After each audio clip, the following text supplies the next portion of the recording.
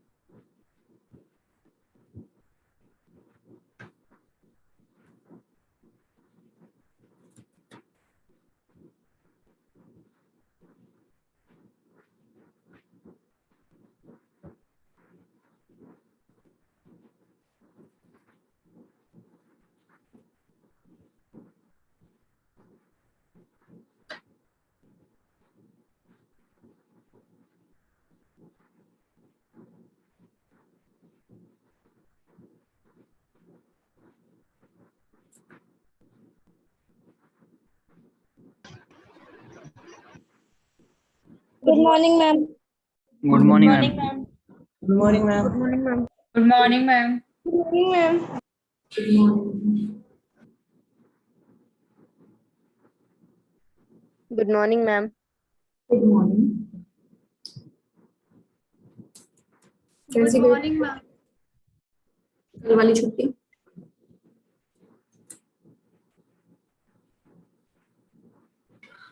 Ma'am छुट्टी test कहाँ में की? कहीं जाती है। टेस्ट है आज, है ना टेस्ट? कल वाला तो हुआ ही नहीं था।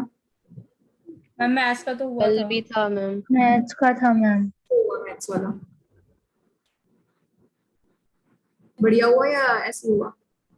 मैम कई देर तक तो अच्छा खुल नहीं के ही हुआ। नहीं देता। सही नहीं हुआ? मैम अच्छा तो हुआ लेकिन कई देर तक खुल के ही नहीं देता टेस्ट। अच्छा अच्छा, तो मार्क्स मैम मिल एक गए? लोडिंग भी नहीं हो रही थी क्वेश्चन की ठीक से। 1 मिनट में तो मैम वो क्लिक होके दे रहा था आंसर। स्लो था? यस मतलब मैम, बार बार क्लिक करना पड़ टाइम रहा लिमिट था। भी थी मैम। मैम टाइम लिमिट भी थी। टाइम लिमिट थी। पहले तो चला ही नहीं मैम कुछ भी। ओवरऑल व्यू क्या था? मतलब चलो ये तो प्रॉब्लम्स थी थोड़ी टेक्निकल वाली, वैसे टेस्ट कैसा था? मजा नहीं आया मैम। क्वेश्चन तो आता था मैम, क्वेश्चन मजा नहीं आया? जो आते थे मैम सारे। क्वेश्चन तो आते थे मैम। क्वेश्चन आते थे? बस ये मेन Yes, बात ma'am. है ना, क्वेश्चन आते थे। टेक्निकल प्रॉब्लम्स कई बार हो जाती हैं इन चीजों में, ऑनलाइन वाली चीजों में। बाकी सब चीजें ठीक होनी चाहिए, तुम्हें आना चाहिए मतलब यस सारा। लो की तैयारी कैसी है? अभी तो बढ़िया मैम। बढ़िया लो की? अच्छी है मैम। Yes ma'am. अच्छी बात है। अपना चैप्टर स्टार्ट करें। क्या पढ़ रहे थे हम लोग कल, मतलब परसों? CCI। क्या ही पढ़ रहे थे? ठीक है, आज की क्लास में जो जवाब देगा वो होगा अमन नारवाल, विशाल, पंकज गर्ग और गौरव। ये 4 लोग होंगे, अमन नारवाल, विशाल, पंकज गर्ग और गौरव। ठीक है, इनकी आवाज आनी चाहिए मुझे। Okay ma'am. Okay ma'am. चलो जी, सीसीआई स्टार्ट करते हैं अपना। सीसीआई में हम लोग पढ़ चुके थे, अपने स्लाइड नंबर 1 से आ जाते हैं। सीसीआई क्या है, क्यों लाया गया था सीसीआई? इसका जवाब देगा Kunal Jakhar. Yes ma'am. CCI क्या है, क्यों लाया गया?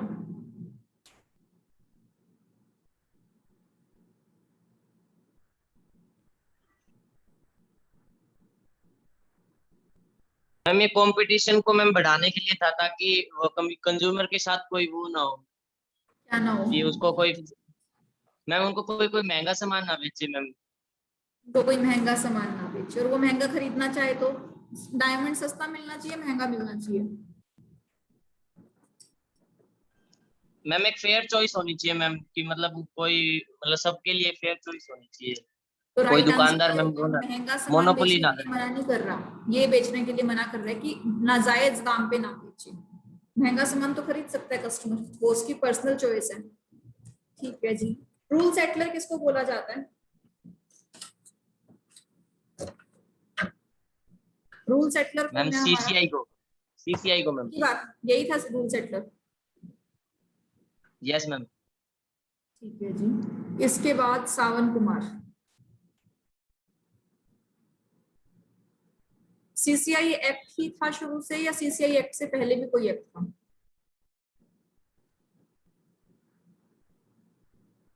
सावन कुमार। जी मैम।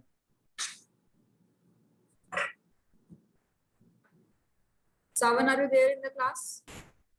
जी मैम। हाँ जी, तो बताइए सीसीआई एक्ट था या उससे पहले का भी कोई एक्ट था?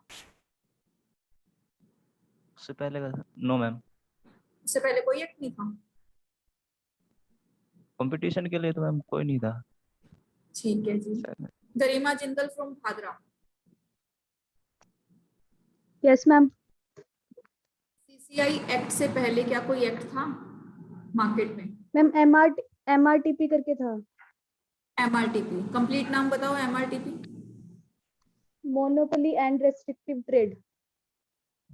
ठीक है। एक्ट कौन से ईयर में आया हुआ था वो? 1947, 50, 65, 69, मैम कौन सा था?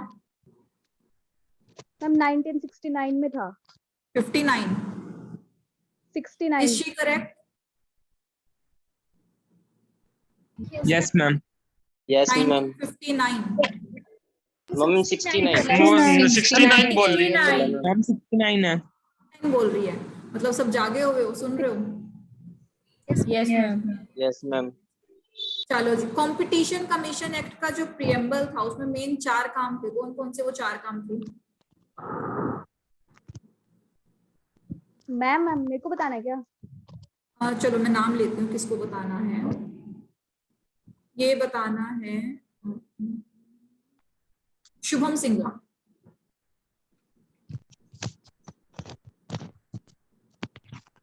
चलो एंटी NE2 बता दो। कंपटीशन और एक उसका जो एडवर्स इफेक्ट है वो ना आए, और डोमिनेशन पोजीशन को यूज करें। क्या करेगा नॉमिनेशन को? Abuse of dominate position. Abuse of dominant position ना हो। ठीक है जी। बालकिशन।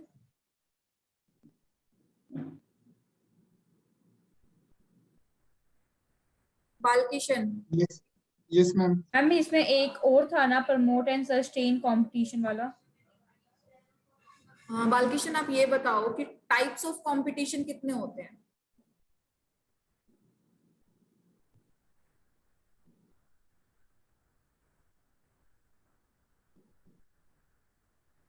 टू टाइप्स के बालकिशन, होते हैं are you ma'am. There in the class?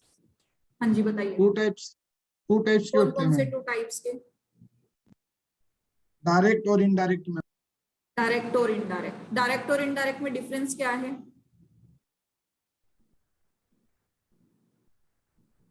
एक तो मैम जो मतलब प्रोडक्ट है वो बिल्कुल सेम बना रहे हो मैम, दो कंपनी। थोड़ा सा तेज बोलो बालकिशन। मैम एक ही लाइन में सेम और डायरेक्ट इन्वॉल्व हो गया मैम। एक लाइन में जैसे सेम कि होता है और एक लाइन में? जैसे कि मैम पेप्सी और कोका कोला मैम। ठीक है, वो तो डायरेक्ट हो गया, पेप्सी और कोका कोला। तो इनडायरेक्ट? Yes ma'am.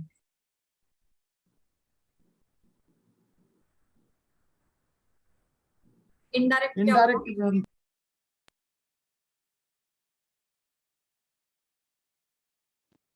अच्छा, मैम वो जो आजकल मतलब पाउडर्ड वाले सॉफ्ट ड्रिंक्स आ रहे हैं, जैसे रसना होता है उसमें कोका कोला जो फ्लेवर आ रहा है, तो क्या वो वाला उसका डायरेक्ट इनडायरेक्ट कंपटीशन में आएगा, जो पाउडर ड्रिंक्स आ रहे हैं आजकल? वो इनडायरेक्ट यस में मैम। आएगा मैम। हाँ, मैं वही पूछ रही हूँ कि क्या वो इनडायरेक्ट में आएगा? Yes ma'am. ठीक है जी, चलो जी। कंपटीशन एक्ट कब बना था? प्रेसिडेंट ने अपना असेंट कब दिया था? 2000 को बताना है क्या मैम? मैं ये पूछ रही हूँ कि कंपटीशन एक्ट जो बना था, प्रेसिडेंट ने अपना असेंट कब दिया था? तुम ही बता दो।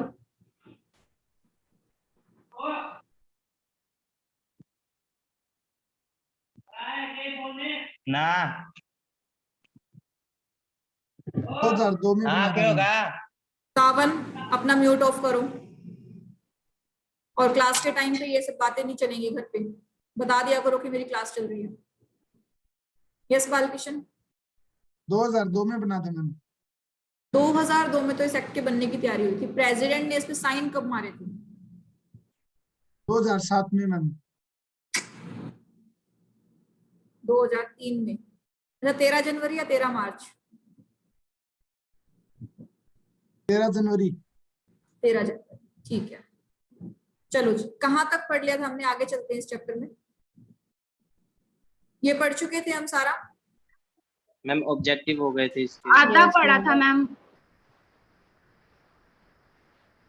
फीचर्स पढ़ लिए थे हमने, पांचों के पांच। Yes ma'am. Yes ma'am. Features के बाद ये सीसीआई के बारे में पढ़ लिया था कि क्या करता है। Yes ma'am. पढ़ा था। आधा पढ़ा था मैम। कॉमन सी हाँ यहाँ पढ़ा था सेंट्रल मैम। गवर्नमेंट तक ठीक पढ़ा है। था ma'am, appointed by central government. Okay, तो हम लोगों ने पढ़ा था कि सीसीआई जो बना था 14 अक्टूबर 2003 में बना था। एज एन बॉडी कॉर्पोरेट बना था। तो बॉडी कॉर्पोरेट की स्पेशलिटी क्या होती है? बॉडी कॉर्पोरेट मैम की आर्टिफिशियल स्पेशलिटी, पर्सन। हाँ, बॉडी कॉर्पोरेट की स्पेशलिटी ये होती है कि एक आर्टिफिशियल पर्सन होता है, यानी कि इसके पास अपना परपेचुअल सक्सेशन यानी कि सेपरेट लीगल एंटिटी है। मेंबर्स चाहे कोई भी हो, इसका नाम यही रहेगा और इसी तरह से ये चलता रहेगा। मेंबर्स में come, members may go, but the company goes on forever. अपने प्लस टू में भी पढ़ा होगा शायद ये वाला जो फ्रेज है या ये लाइन है, स्लोगन। यस बॉडी कॉर्पोरेट है, इसके ऊपर मेंबर्स के आने जाने से ज्यादा इफेक्ट नहीं पड़ता, क्योंकि ये अलग से ही अपना एक इंडिविजुअल अपनी पहचान बनाकर रखती है। इसलिए इसके पास परपेचुअल सक्सेशन मतलब लंबे समय तक चलेगी। कहीं पर बम भी डाल दो ना तो भी सीसीआई नहीं मरेगा।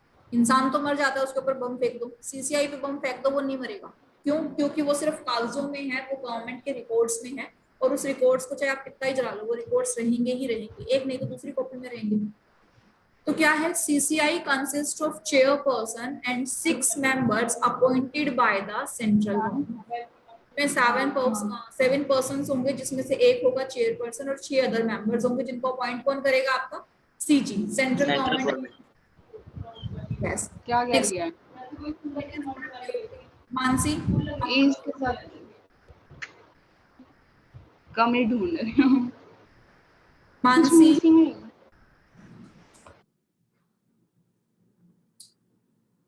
मैम। हाँ जी, मैम एक बार फिर से रिपीट करना है ये वाला। करती हूँ। मानसी, अगर आपने अपने पेरेंट्स का नंबर मेरे पास सेंड किया हुआ है तो ठीक है, अगर नहीं किया हुआ है तो प्लीज इसको सेंड कर देना अभी थोड़ी देर तक। Okay ma'am. जो आपके सीसीआई हैं, इसके अंदर आपके पास एक चेयरपर्सन होगा, 6 अदर मेंबर्स होंगे, जो कि किसने अपॉइंट किए हैं? सेंट्रल गवर्नमेंट ने अपॉइंट किए हैं। ठीक है जी। नेक्स्ट क्या है? It is the duty of the commission to eliminate practices having adverse effect on competition, promote and sustain competition, protect the interest of the consumer and ensure freedom of trade. I think ये पांचों point हम पढ़ चुके हैं जब हमने preamble पढ़ा था इसका, और उसके अलावा वर्क ऑफ कंपटीशन एक्ट जब हमने पढ़ा था। एडवर्स इफेक्ट को खत्म करेगा, प्रमोट करेगा, सस्टेन करेगा कंपटीशन को, इंटरेस्ट ऑफ कंज्यूमर को प्रोटेक्ट करेगा और फ्रीडम दिलवाएगा। कहाँ पर? या आप ट्रेड कर लो, व्यापार कर लो, दुनिया में आके, मार्केट में आके कितना मर्जी व्यापार करो, लेकिन सही तरीके से व्यापार करो।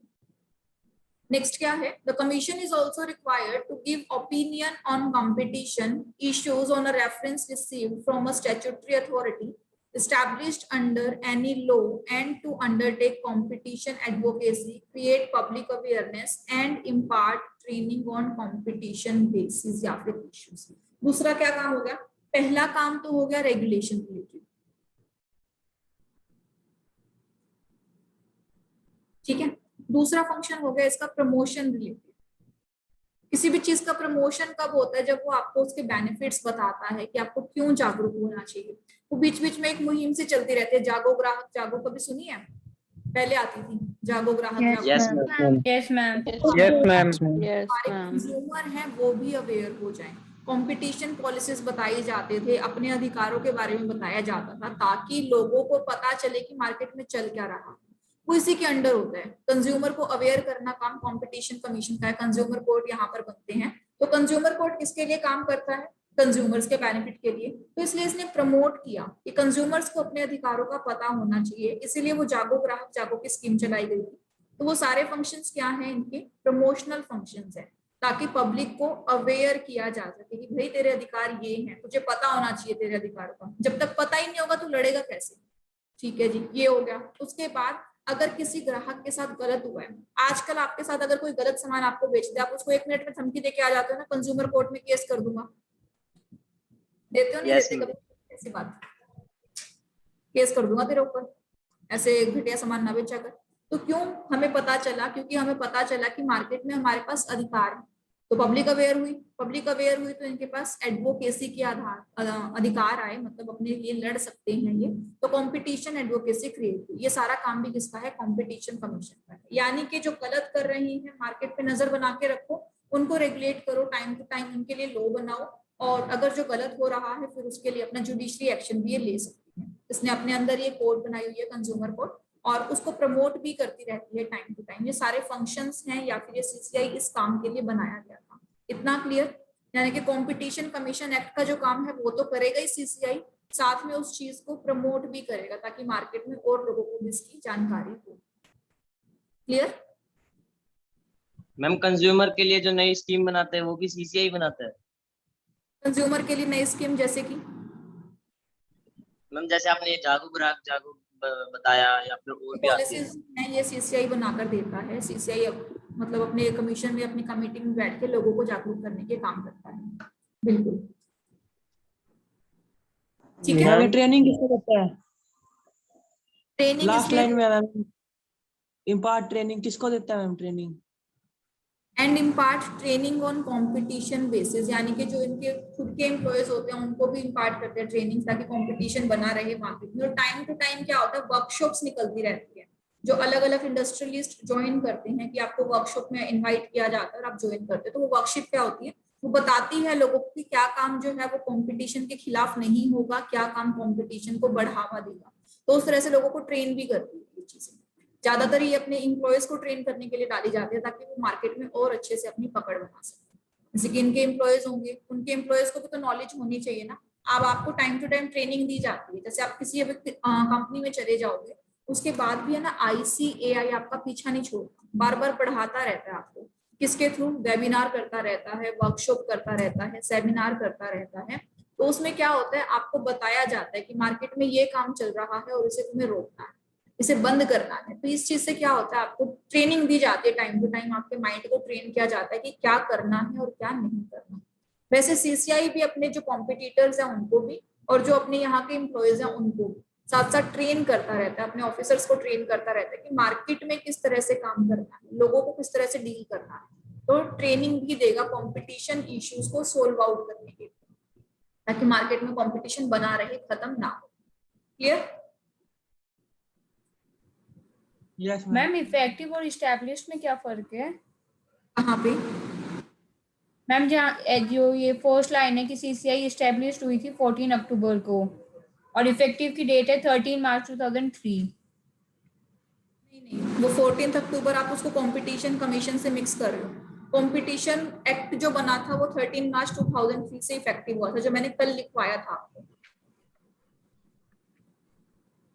क्या होता है, हमारे पास कई सारी डेट होती है। अब कंपटीशन एक्ट को अपनी पॉपुलैरिटी मिली 2002 में, यानी कि व्हाइट पेपर पे आ गया था। यहाँ पे किसी भी एक्ट का व्हाइट पेपर पे आने का मतलब होता है कि वो अपनी फाइनलाइजिंग स्टेट पे आ गया। अब इसका जो एक्ट है वो बनना स्टार्ट हो गया। तो competition act 2002, draft competition act 2002 करते करते वो पास हुआ सबके पास, यानी कि वो लोअर हाउस में गया, फिर वो अपर हाउस में गया। दोनों हाउसेस से जब वो पास हो गया तो क्या हुआ, उसके बाद वो गया प्रेसिडेंट के पास, यहां से पास होने के बाद। अब प्रेसिडेंट ने जैसे ही साइन किया तो ये हो गया जी आपका इनेक्ट, तो वो हुई डेट ऑफ इनेक्टमेंट। और साइन कब हुआ था आपका 13 जनवरी 2003, ठीक है जी। ये तो हो गया इनेक्ट। अब इनेक्ट के बाद एक डेट होती है डेट ऑफ एनफोर्समेंट, या फिर जिस दिन वो फोर्स में आया या जिस दिन वो एग्जीक्यूट हुआ। एग्जीक्यूट होना मतलब देश में लागू हो जाना। एनफोर्समेंट हुई उसकी 13 मार्च 2003। यानी कि जो ये एक्ट है इसको मतलब मान लो ये एक्ट इस दिन पैदा हो गया, कंप्लीट पैदा हो गया 13 जनवरी 2003 को। अभी ये प्रोसेस में चल रहा है, अभी पैदा नहीं हुआ, पैदा होने की तैयारी कर रहा है। और 13 जनवरी 2003 को ये एक्ट पैदा हो चुका है, मतलब दुनिया में आ चुका है इनेक्टमेंट। जिस दिन प्रेसिडेंट ने साइन किया उसी दिन से मान लिया जाता है कि कोई एक्ट बन चुका। अब जिस दिन से साइन हुआ उसके बाद इसने दुनिया में एक्चुअल में अपनी प्रेजेंस कब बनाई, यानी कि दुनिया में एप्लीकेबल कब हुआ, वो डेट होती है डेट ऑफ एनफोर्समेंट। तो ये दोनों जनरली अलग होती हैं, 10 दिन 12 दिन 15 दिन टाइम लिया जाता है किसी भी एक्ट को लागू करने में। लागू एक्ट बाद में होता है, बनता पहले। अब आपने कोई पॉलिसीज बनाई होंगी, आपके घर में देखा होगा कोई रूल बनाते तो रूल बनाने के बाद लगने में कोई टाइम लगता है कि नहीं लगता, लगभग 1 मंथ का भी टाइम लग जाता है, 2 मंथ्स का भी लग सकता है। पॉलिसीज बनते ही इम्प्लीमेंट नहीं होती, कुछ टाइम लगता है उसको लोगों तक कैसे समझाना है, कैसे पहुंचाना है, तो इम्प्लीमेंटेशन में हमेशा टाइम होता है। तो डेट ऑफ इनेक्टमेंट इज उसका date of birth, enforcement is मतलब डेट ऑफ एग्जीक्यूशन, कि किस दिन से उसने चलना शुरू किया या किस दिन से उसने काम करना स्टार्ट किया। छोटा बेबी नहीं होता जैसे, डेट ऑफ बर्थ उसका अलग होता है और डेट ऑफ एग्जीक्यूशन मतलब जब वो चलता फिरता है 6 महीने बाद जनरली वो चलना स्टार्ट करता है, हंसना बोलना स्टार्ट करता है, तो उसका वो होता है डेट ऑफ एनफोर्समेंट। अब एक्चुअल में उसकी प्रेजेंस पता चलती है, लेकिन पैदा जिस दिन हुआ है तो एक्चुअल में दुनिया में उसी दिन ना, दैट पैदा होने वाला date is date of enactment और चलने फिरने वाला date is date of enforcement. इतना क्लियर? Yes ma'am. दोनों कंपटीशन एक्ट की, ना कि कमीशन की, वो कानून जो बना था 2002 के नाम, ठीक है। इसके बाद इसी एक्ट के अंदर एक अथॉरिटी बनाई गई। अथॉरिटी मतलब जो काम करती है, एक्ट कभी काम नहीं करता, एक्ट के अंदर बनाई गई अथॉरिटी काम करती है। जैसे आपका आरबीआई, आपका सेबी, वो अथॉरिटी थी। वैसे ये कंपटीशन एक्ट है और कंपटीशन कमीशन क्या है, अथॉरिटी।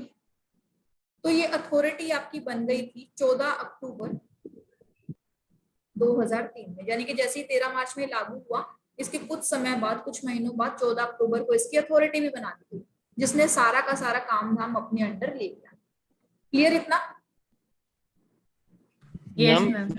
हाँ जी मैम, एमआरटीपी एक्ट जो था उसके अंदर ऐसा क्या लूप होल था जो उसको हटाकर ये लेकर आया गया था सीसीआई? देखो, जब भी पुराने एक्ट बने हुए थे ना वो सारे के सारे रिपील हुए अपनी नई जनरेशन में। एमआरटीपी था ना, उसका मेन काम क्या था, जैसा कि नेम दिखा रहा है, सिर्फ वो मोनोपोली और रेस्ट्रिक्टिव ट्रेड प्रैक्टिसेस इन्हीं को चेक करता था। यानी कि अगर किसी की मोनोपोली, उसके अलावा मार्केट में कोई दुकान नहीं है, तो वो देखता था कि ये कोई ऐसा काम ना करे जिससे लोगों को नुकसान हो। दूसरा रेस्ट्रिक्टिव ट्रेड प्रैक्टिसेस, जैसे कि कोई अंदर नहीं आएगा, कोई बाहर नहीं जाएगा, यानी कि किसी दूसरे को व्यापार करने से रोकना, सिर्फ इतना ही काम कर रहा था। बेसिकली ये 2 ही काम करते हैं, ठीक है। जब हम लोगों ने देखा कि लोग बड़े शाने हो गए, अलग अलग तरीके से, जैसे मर्जर कर लिया, कार्टेल बना लिया, मतलब एक तरह से दूसरी जगह से कान पकड़ लिए, तो वो ये चीजें छूट रही थी उस एक्ट में। वो एक्ट कमजोर हो चुका था, लोगों का दिमाग ज्यादा शैतानी हो गया था। अब लोग जब जैसे जैसे टाइम बढ़ता रहता है ना, लोग किसी भी एक्ट को तोड़ने का तरीका निकाल लेते हैं, लूप होल निकाल लेते हैं। तो उस लूप होल को भरने के लिए या तो उस एक्ट को अमेंड किया जाता है, यानी कि इसमें कुछ खामियां थी, ठीक है। इस खामियों को पूरा करने के लिए या तो नया बना लो या फिर रिपेयर करा लो। अपना स्कूटर है, जैसे मान लो आपका स्कूटर है, स्कूटर के साथ आप 2 काम कर सकते हो, या तो स्कूटर को रिपेयर करा लो या उस स्कूटर को नया खरीद लो। अगर आपकी स्कूटी खराब हो चुकी है तो 2 ही ऑप्शन है, रिपेयर या फिर नहीं। अगर आपको लगता है कि इसकी रिपेयर में ज्यादा टाइम लगेगा, खर्चा ज्यादा है और उतना इफेक्टिव नहीं होगा, तो क्या आप उसे रिपेयर कराओगे या उसको भंगार में बेच के नहीं ले लोगे? नहीं ले लेंगे। नहीं खरीदेंगे। लोग कभी भी कोई नहीं। नया ऐसा कोई फिलोसफी नहीं है जो नहीं है। आम जिंदगी से जोड़ के देखो, आपके पास कोई पुरानी चीज थी, पुरानी चीज में कमियां कुछ ज्यादा हो चुकी है, तो आप उसको नहीं लोगे ना। ऐसे ही एमआरटीपी क्या है, वो बहुत ही कम चीजों को कवर करता था। मार्केट में करप्शन बढ़ गया, लोगों ने नए नए तरीकों से फ्रॉड करने के तरीके निकाले, तो हमने एक्ट भी क्या लिया अपना नया स्मार्ट लॉ लेकर आए, हम जिसको कंपटीशन एक्ट बोलते थे। अब ये 1969 का, उस टाइम लोग होते थे भोले भाले। 2002 में हमारे जैसे लोग पैदा हो गए, जो ज्यादा शैतान दिमाग चलता है जिनका। अब हमारे जैसे जो लोग थे, उन लोगों को निपटने के लिए हमारे जैसे ही कोई स्मार्ट लॉ चाहिए, इसलिए लॉ नया बन गया। जनरली जितने भी पुराने लोग हैं वो नए बनते जा रहे हैं, या उनमें नई नई रेगुलेशन ऐड होती जा रही है। समझे कि क्यों नया बनाया गया? मैम ये नया एक्ट लेकर कौन आता, मतलब कौन बनाता है? एक्ट के लिए ना हमारी एग्जीक्यूटिव लेजिस्लेटिव जो टीम है, एक्ट बनाने के लिए, मैं ज्यादा डिटेल में नहीं जाऊंगी इस चीज के लिए, पर जैसे मैंने आपको 3 अथॉरिटी बताई थी हमारे पास, जो हमारे कॉन्स्टिट्यूशन ने बांटी है। एक टीम है एग्जीक्यूटिव, एक टीम है लेजिस्लेटिव, और एक टीम क्या थी? जुडिशरी। ठीक है। किसी भी नए लॉ को बनाने के लिए ना हमारे पास प्रॉब्लम का होना जरूरी है। कोई प्रॉब्लम होती है ना, तो इसके सॉल्यूशंस ढूंढे जाते हैं। जैसे ही सॉल्यूशंस मिलते हैं तो उसको पॉलिसी ड्राफ्ट होती है, फिर उसको पास करवाया जाता है पार्लियामेंट में, और उसके बाद वो लॉ बन जाता है। ठीक है, यानी कि पॉलिसी लॉ में बदल जाती है। फिर इस लॉ को बार बार रिव्यू करते रहते हैं। रिव्यू मतलब चेक करते रहते हैं। जैसे ही इसमें कोई प्रॉब्लम निकली, फिर ये सारा काम दोबारा बनता रहता है। अब लेजिस्लेटिव का काम क्या था? लॉ बना के छोड़ दिया। ठीक है, इस लॉ को ना इनकी कमेटी पढ़ती रहती है। इनके जितने भी लॉ बने हैं ना, ये कमिटीज जो है, इनकी लेजिस्लेटिव कमिटीज जो है, वो लॉ पढ़ती रहती है। पढ़ते पढ़ते इन्हें कमियां पता चलती हैं। ठीक है। अब जुडिशरी के पास क्या आएगा? कोई भी केस अगर कहीं फंस गया, किसी ने फ्रॉड किया, तो जुडिशरी के पास जाता है, या जुडिशरी हर काम में टांग अड़ाती है? कोई फंस गया तो कोई फंस गया। फ्रॉड के केस में आता है बेसिकली, कोई फ्रॉड हुआ या फिर कोई भी इरेगुलर काम हुआ, तो उसके केस में हमारा जुडिशरी सिस्टम का काम होता है। जैसे ही इनका काम आया, मतलब कोई ना कोई फ्रॉड के अंदर फंस गया या फिर कोई इरेगुलरिटी हुई, तो क्या होगा? उस इरेगुलरिटी से निपटने के लिए ये लोग लॉ पढ़ेंगे। अगर पुराने किसी लॉ में चीजें लिखी हुई हैं तब तो वेल एंड गुड, अगर नहीं लिखी हुई तो क्या होगा? तो वो प्रॉब्लम होगी। फिर इस प्रॉब्लम को दोबारा आइडेंटिफाई करके ये सारे के सारे काम दोबारा होंगे। इसी तरह से नए नए लॉ बार बार बनाए जाते हैं। ठीक है, और यहीं पे कोई ना कोई प्रॉब्लम्स जैसे ही दिखती है, वैसे ही नया लॉ इनेक्ट कर दिया जाता है, वैसे ही नई नई चीजों को सामने ला दिया जाता है। क्लियर? मैम वो अमेंडमेंट भी तो कर सकते हैं उस लॉ में? फुल अमेंडमेंट कर सकते हैं, यही वाला तरीका आएगा ना, नया या रिपेयर। रिपेयर का मतलब है आपका अमेंडमेंट।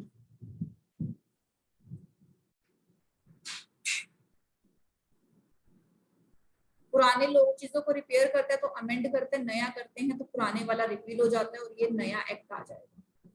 ठीक है? Yes ma'am. आपको देखना है कि वो लॉ कितना इफेक्टिव था। अगर वो स्ट्रॉन्ग लॉ था, थोड़ी बहुत कमियां हैं तो रिपेयर कर लो। बिल्कुल डूबा ही पड़ा है, मतलब बहुत छेद है उस नाव में, तो नई नाव ले लो यार, मतलब दोबारा नया एक्ट बना लो। उस चीजों को रिपेयर करने लगोगे तो ऐसा हो सकता है कि सारी चीज अच्छे से रिपेयर ना हो, कहीं ना कोई कमी रह ही जाएगी। तो आपको कमियां नहीं छोड़नी, आपको उसको साथ साथ रिपेयर करते चलना है। क्लियर?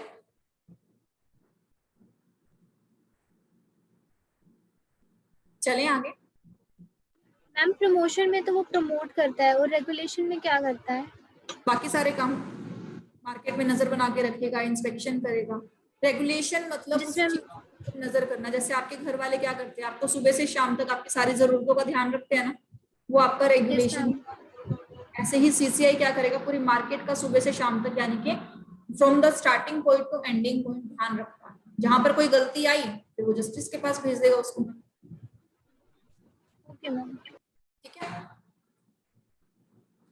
चलो जी। नेक्स्ट है हमारे पास, ये चारों पॉइंट कर चुके हैं, मैं बार बार नहीं करवाऊंगी, जस्ट बिकॉज कंपटीशन एक्ट के अंदर ये चारों चीजें ही हैं, इसके अलावा और कुछ है नहीं इसमें करवाने के लिए, तो बार बार यही चीजें रिपीट होंगी। जैसे कि prevent practices having adverse effect कर चुके हैं, प्रमोट एंड सस्टेन कंपटीशन कर चुके हैं, protect the interest of consumer कर चुके हैं, ensure freedom of trade by other participant हम कर चुके हैं। क्लियर? ये स्लाइड स्किप कर सकती हूँ मैं? Yes, ma'am. Yes, ma'am. Yes, ma'am. उसके बाद है जी हमारे पास रोल ऑफ सीसीआई। वैसे तो हम ये भी पढ़ चुके हैं रोल ऑफ सीसीआई क्या है, बट एक बार फिर भी पढ़ लेते हैं लाइन वाइज।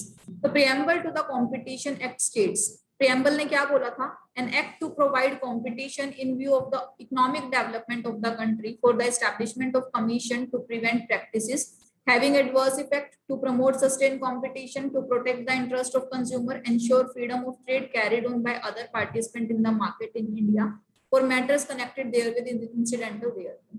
मुझे लगता है कि इसको पढ़ने के बाद यहाँ पर भी कोई नई चीज नहीं है, अगर आपको लगती है तो आप पूछ सकते हैं। मैम लास्ट लाइन में क्या है? लास्ट लाइन ठीक है, to protect the interest of the consumers, इतना clear, and to ensure freedom of trade carried on by other participants in the markets in India and for matter connected therewith or incidental there। यानी कि जो 4 point है, कोई नया बंदा नहीं आएगा या फिर कोई प्रमोट करना है कंपटीशन को, किसी ऐसे बंदे को रोकना है जो मार्केट में एडवर्स इफेक्ट होता है, ये तो चारों पॉइंट हमने एक्सप्लेन कर दिए सीधे साधे। ठीक है, अगर इनसे मिलते जुलते कोई और काम है, छोटी मोटी चीजें हैं यानी कि इंसिडेंटल, इनसे ही मिलता जुलता कोई काम है, तो वो भी काम कंपटीशन कमीशन ही करेगी। यानी कि सामने वाले बंदे को फ्री एंट्री तो नहीं दी हुई, मतलब रोका तो नहीं, लेकिन एंट्री फ्री भी नहीं है, उसके लिए बहुत सारी मुश्किलें खड़ी की जा रही है, तो इंसिडेंटल है, यानी कि वो क्या है, उसको फ्री एंट्री नहीं दे रहा, यानी कि फ्रीडम नहीं दे रहा, उसकी फ्रीडम को छीन रहा। तो एग्जैक्ट तो इसमें फिट नहीं बैठता, लेकिन इससे इंसिडेंटल मिलता जुलता मैटर है, तो उस मिलते जुलते मैटर पे भी कंपटीशन कमीशन आ सकता है, कनेक्टेड है उस 4 पॉइंट से जो उसके प्रियम्बल में लिखे हुए हैं। इसलिए आजकल ये लाइन हर एक एक्ट में लिखी जाती है कि मैटर्स कनेक्टेड देयर विद और इंसिडेंटल देयर टू, ताकि क्या होगा, ताकि उनसे मिलते जुलते मैटर्स भी इसके अंदर कवर हो जाए, बार बार लोगों को चेंज ना करना पड़े।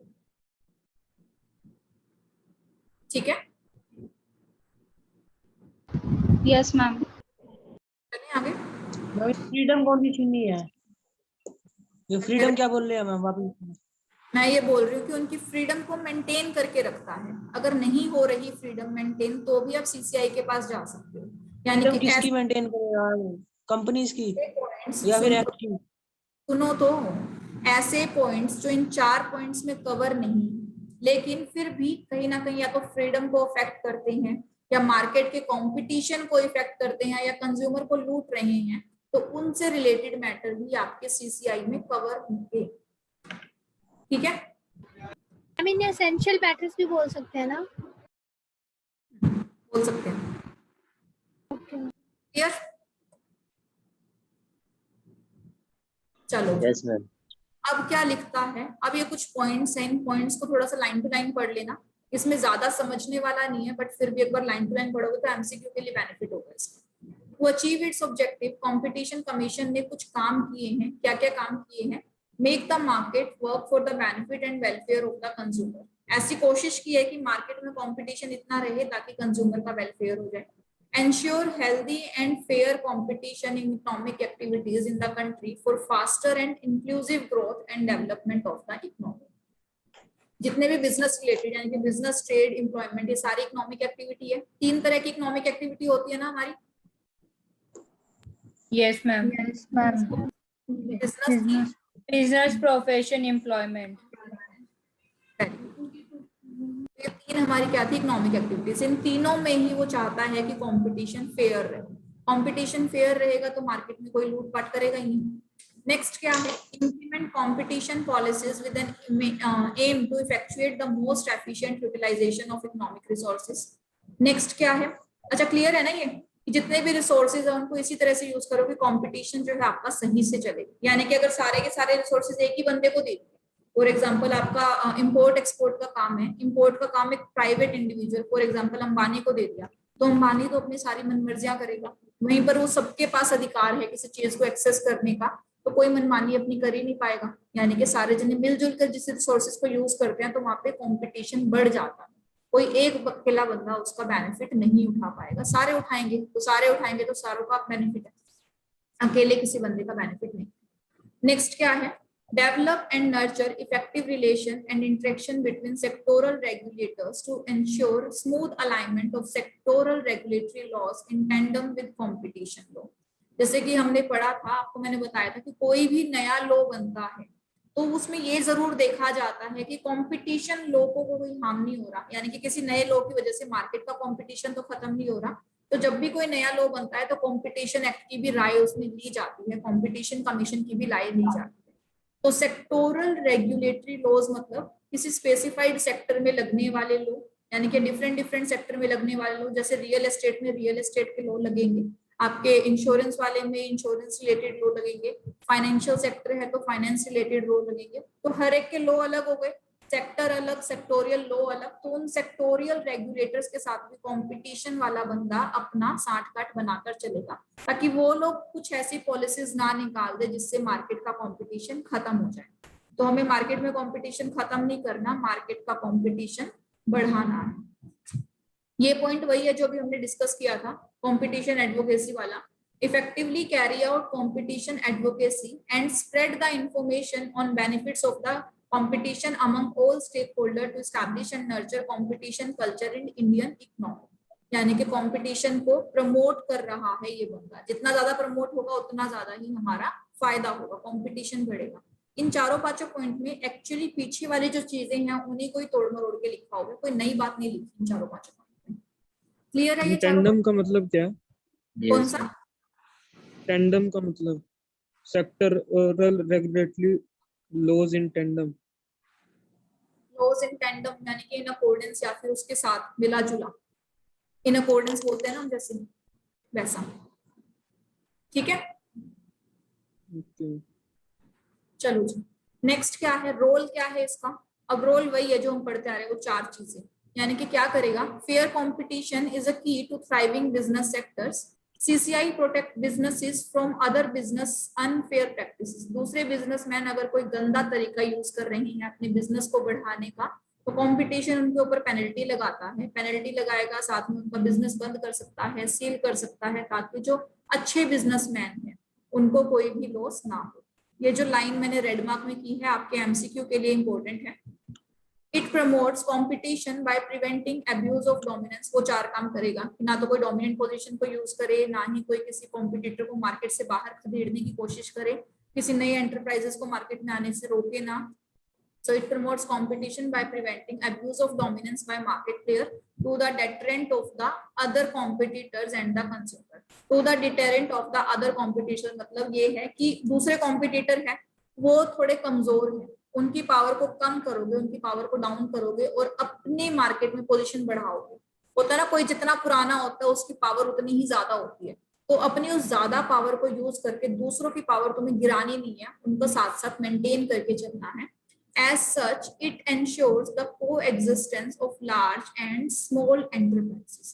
और ये क्या देखता है कि बड़े और छोटे दोनों को समान अधिकार मिले, समान तरह से वो बिजनेस कर सके। ऐसा नहीं कि छोटा ऑर्गेनाइजेशन है तो उसको छोड़ दो, इग्नोर करो, ना भी ना, दोनों बराबर चलेंगे। क्लियर? इसके साथ आपका competition act clear, competition commission पूरा खत्म हो चुका है। इतना ही था हमारे कंपटीशन में, ज्यादा कुछ नहीं था पढ़ने के लिए। बंद करते हैं स्लाइड को। Yes ma'am. Yes ma'am. Yes ma'am. ये स्लाइड अब हम बंद कर देते हैं।